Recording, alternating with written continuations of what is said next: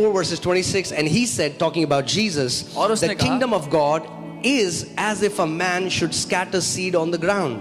फिर उसने कहा, यानी कि यीशु ने, कि परमेश्वर का राज्य ऐसा है जैसे एक मनुष्य भूमि पर बीज छींटे. The kingdom of God is like a man. Say a man. Say I am that man.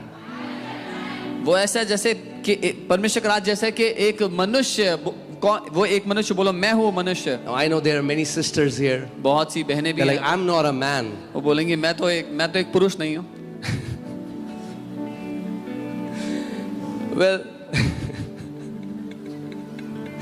let me say this. मैं ये कहूँगा, All the sisters here, जहाँ जितनी you बहनें, are a son. आप एक बेटे हो. Like all the brothers here, you are the bride. जैसे यहाँ सारे भाई लोग जो हैं वो दुल्हन Okay, है so Masih. all the gender confusion that is happening, Bible says there is no male, no female in the spirit, but we are one in Christ Jesus. तो बाइबल कहती है आत्मा में ना कोई पुरुष ना कोई स्त्री है, हम सब एक हैं मसीह में.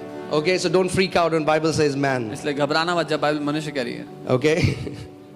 So, the kingdom of God is as if a man should scatter seed on the ground and should sleep by night and rise by day. So परमेश्वर का राज्य ऐसा है जैसे एक मनुष्य रात दिन में जाके बीज छींटे और फिर रात को जाके सो जाए. See, we have to understand how a kingdom of God functions. हमें समझना है परमेश्वर का राज्य कैसे काम The करता है. kingdom of God, Jesus is giving an example, and he's giving a natural example to teach us about a spiritual principle. परमेश्वर का राज्य सिखाने के लिए यीशु हमें इस दुनिया का उदाहरण दे रहे हैं ताकि उस दुनिया के बारे में सिद्धांत सिखा सकें. Okay, the kingdom of God is like a man which scatters seed on the ground and then sleeps by night and rises up by the day. परमेश्वर का राज्य उस मनुष्य की तरह है जो दिन में जाके बीज डाल देता है, फिर रात को सो जाता है जाके. Amen. Say sleep by night, rise by day. So you don't have to lose your sleep. तो रात को सोता है, सुबह उठता है, आपको अपनी नींद गंवाने की जरूरत नहीं है. Okay. And the seed should sprout and grow, he himself does not know how. और फिर वो बीज ऐसे अंकुरित होगा और बढ़ेगा कि वो मनुष्य खुद भी नहीं जानता कि कैसे हो रहा है. I'm telling you, you will start seeing effortless change if you do what God has told you to do. आप बिना किसी मेहनत के बदलाव देखोगे अगर वो करोगे जो परमेश्वर ने आपको करने को कहा है. Amen. आमीन. If you want to see the kingdom of God manifest in your life, you have a responsibility. अगर परमेश्वर का राज्य अपनी जिंदगी में प्रकट होते देखना चाहते हो तो आपकी एक जिम्मेदारी है. And the responsibility is और वो you जिम्मेदारी have है to become sower of God's word. आपको परमेश्वर के वचन के बीज बोने वाला बनना होगा. You have to sow God's word. परमेश्वर का वचन बोना होगा. Scatter God's word. परमेश्वर का वचन छींटना And होगा. then sleep by night. और फिर रात को सोना है. You know why the Bible says sleep by night and get up by the day? Bible क्यों कहती है रात को सोना है फिर दिन It को? is very natural, right? We sleep by स्वाभाविक सी night. बात है, हम रात को सोते हैं. See, most of the Christians are looking for something spectacular. क्योंकि ज्यादातर मसीह लोग कुछ अचंभित करने वाली बात हो जाए वो ढूंढ रहे हैं.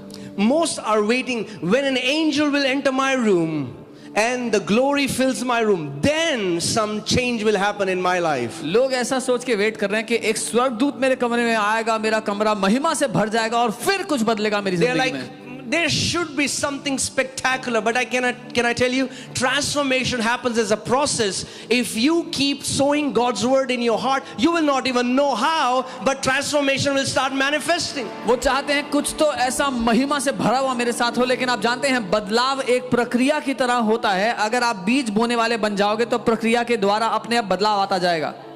Amen. Sleep by night, रात को सोना है, get up by day, दिन में उठना है, morning. सुबह. Yeah. For the earth yields crop by itself. और पृथ्वी अपने आप फल फलाएगी.